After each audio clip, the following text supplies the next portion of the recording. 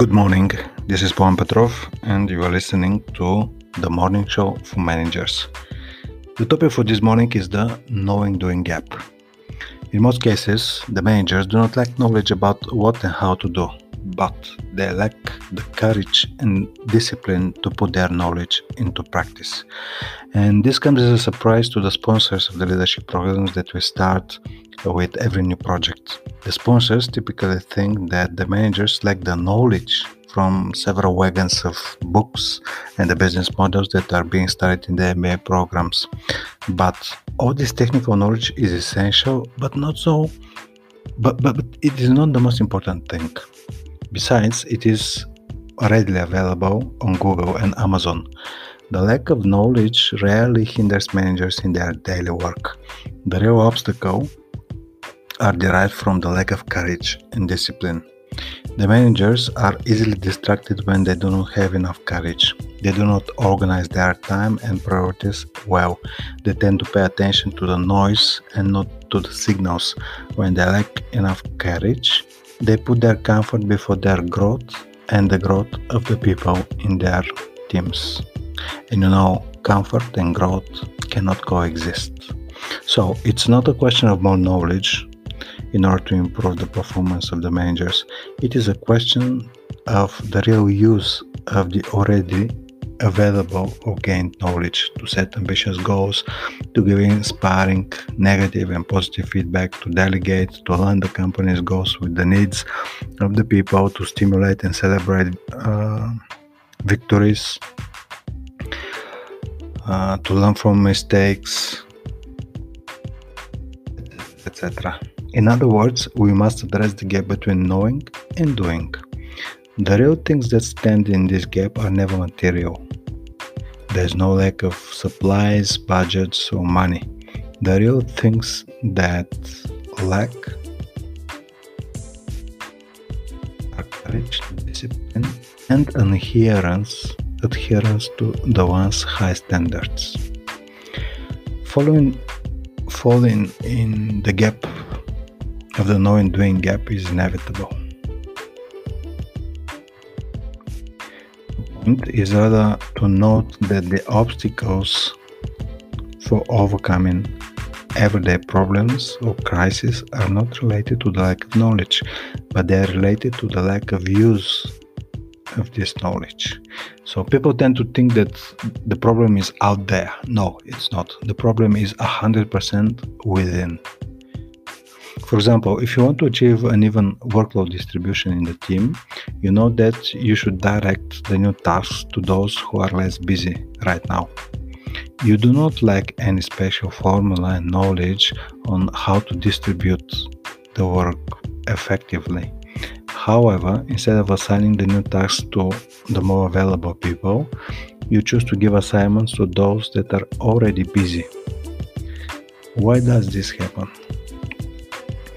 You choose to put extra work on the shoulders of the already busy people simply because you know that they will do the job. The genesis of their high workload is in them, but the source of the uneven workload distribution for the entire team is because of the manager. These people quickly agree and finish the new tasks, the people who are already busy. Especially with young managers, there is a tendency to look for entirely new alternative solutions to the same old problems, and sometimes you have to implement just well-functioning and time-tested solutions. The desire for continuous learning can be confused with the desire for constant procrastination. Learning is much more comfortable than actual work. Actual work goes hand in hand with collecting, receiving negative feedback from the reality. There is another manifestation of this gap between knowing and doing. Managers complain that the same people ask them about the same things. For example, how to answer a common customer request, how to fix something on the computer, etc. The frustration comes from wasting managerial time on questions whose answers are clear to the people, but they, out of habit, prefer to ask again and get the same answers again from their managers. The problem here is not with the people who are asking the questions. The problem is in the managers who provide the same answers repeatedly. The ones who ask questions should also be asked, what do you think will happen if nothing has changed since the last time? If you were in my shoes, what would you answer? How can you find out the answers on your own? These are the type of questions that you can ask back the people who come to you and ask you over and over the same questions. The teams are always a reflection of their managers. When there are people who do not think for themselves and do not take responsibility for their actions, managers have developed a tolerance for others who do not take responsibility. When managers do not demand responsibility, they create bad habits in their people and open the door to learned helplessness.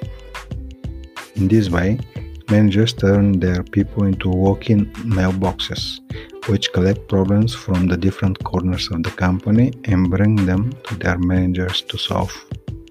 The manager's job is not to solve problems of his team, but to increase the capacity of the people to solve their problems, whatever these problems are.